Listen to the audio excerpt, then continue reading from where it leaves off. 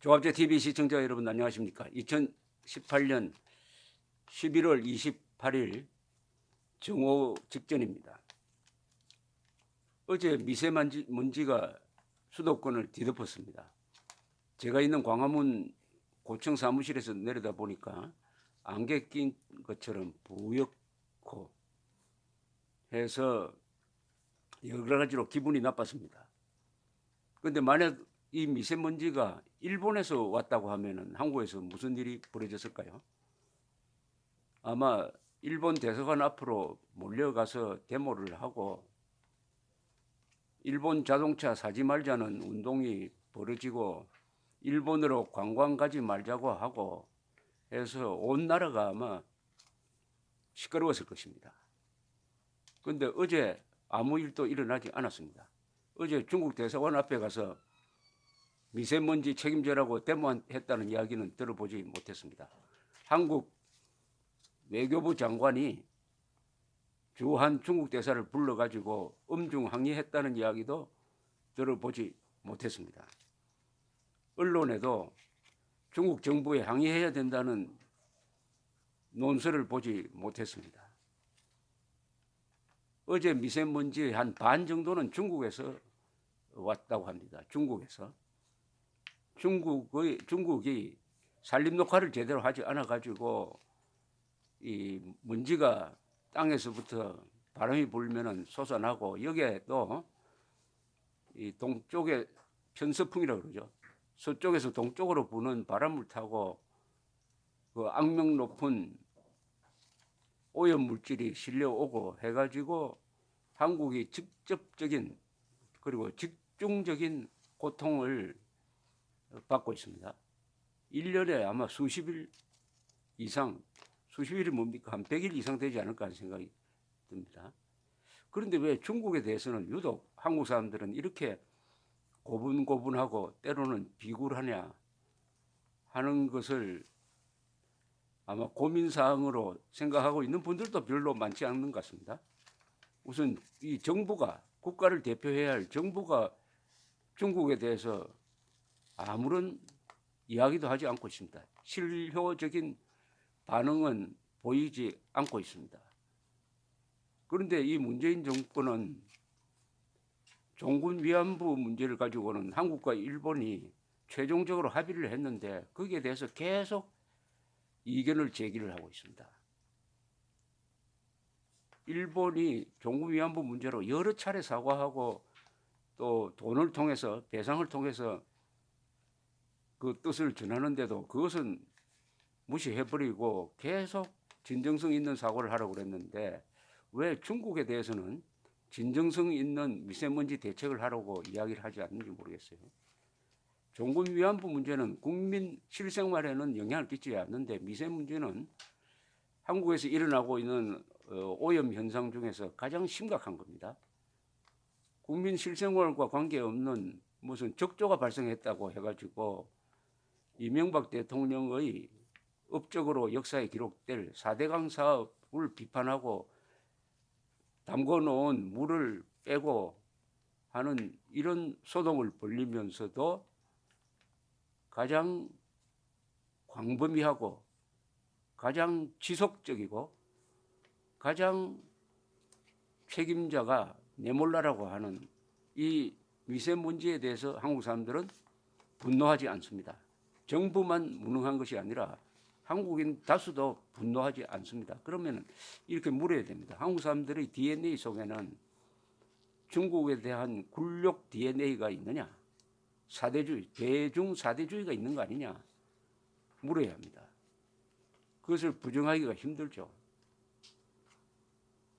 중국이 아무리 행태폐를 부려도 참고 일본이 그 100분의 1만 해도 화를 낸다. 미국은 그 100분의 2 정도만 해도 미국에 화를 낸다. 미국과 일본에 대해서는 용감하던 한국 사람들이 중국에 대해서는 왜 이렇게 고분고분하느냐. 그 연장선상에서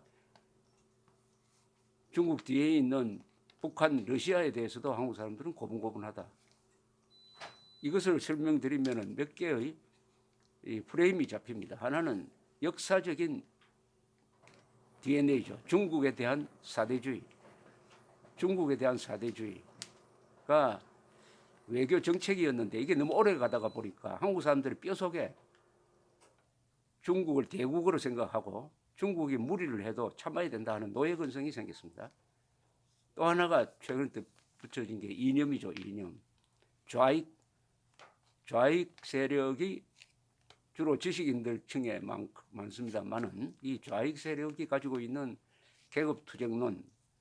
계급투쟁론을 공유하는 나라가 바로 중국입니다. 러시아입니다.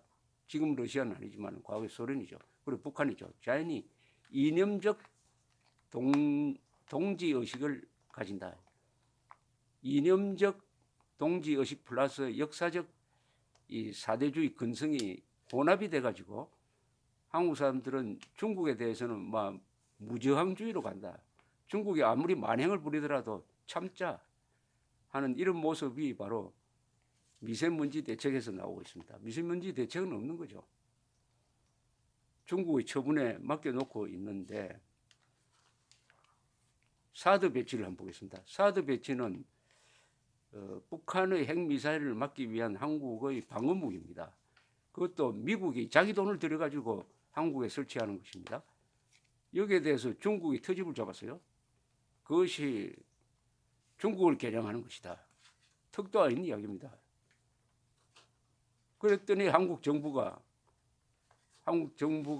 그러나 이명박 이어서 박근혜 정부는 중국의 반대를 무릅쓰고 성주에 설치하는 결단을 했는데 그때부터 문재인 세력은 반대를 해왔습니다.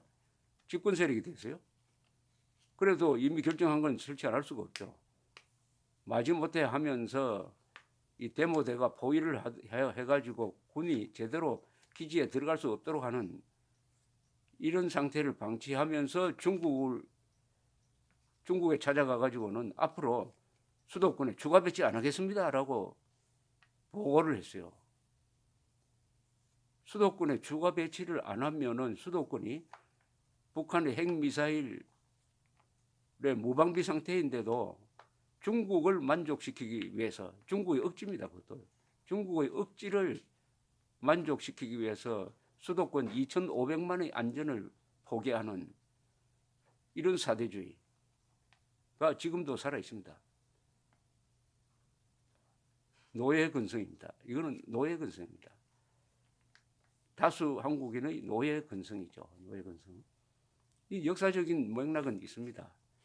신라가 삼국 통일할 때 위대한 자주정신으로 당나라의 힘을 빌려서 백제 고구려를 멸망시키고 당이 여세를 몰아가지고 신라까지 접수하려고 할 때 신라가 대당 결전을 해서 7년간의 전쟁을 통해서 당나라 세력을 한반도에서 몰아냈습니다. 우리 민족사의 가장 위대한 순간이었습니다. 그때 만약 신라가 당과의 결전을 포기했더라면 신라도 중국화되어 가지고 저는 지금 중국말 하고 있을 겁니다. 신라의 대당 결전을 통해서 중국과 한국과의 관계가 정립이 되었습니다. 중국은 한국이 워낙 자주정신이 강한 나라니까 군사적으로 점령하는 것은 무리다. 또 신라는 다른 북방민족과 달라 당나라의 심장부를 공격할 나라는 아니다 해서 일종의 서로 공존의 약속이 이루어진 것이죠. 그래서 한반도를 한민족에게 넘겨주었습니다.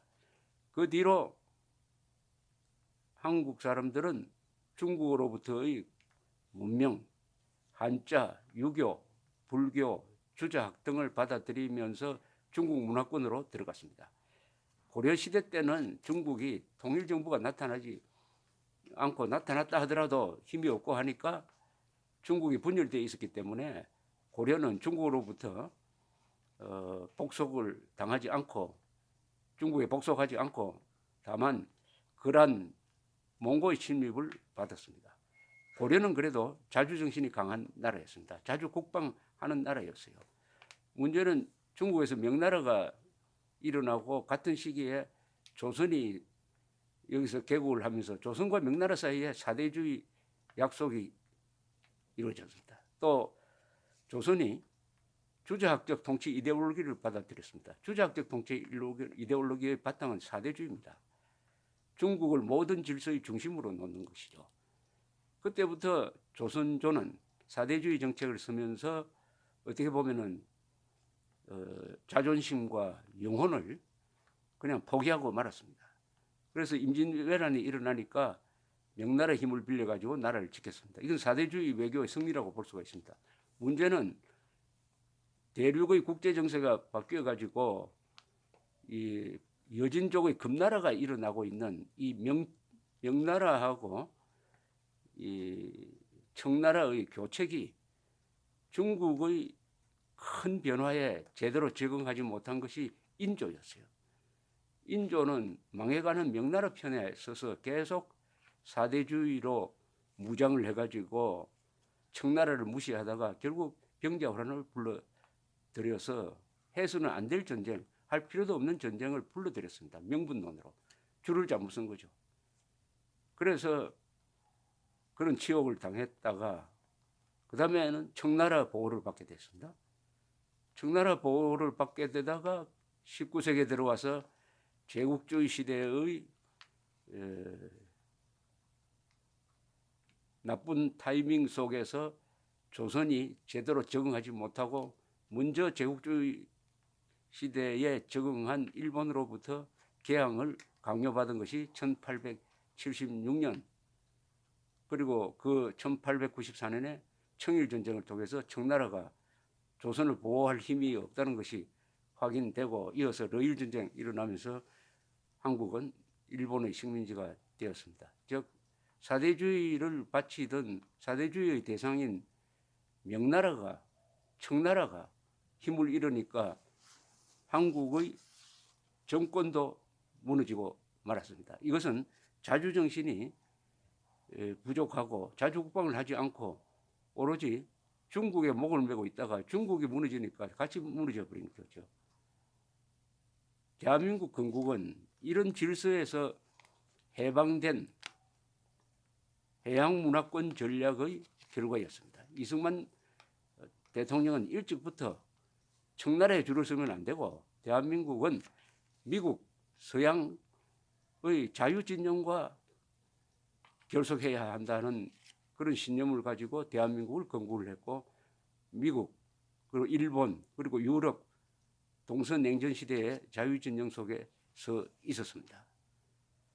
그러다가 1950년 10월에 이 중공군이 개입을 해가지고 우리의 북진 통일을 저지를 했습니다. 중국의 한족 정권이 군대를 보낸 것은 7세기 말에 대당결전 이후에 1300년 만에 처음이었습니다.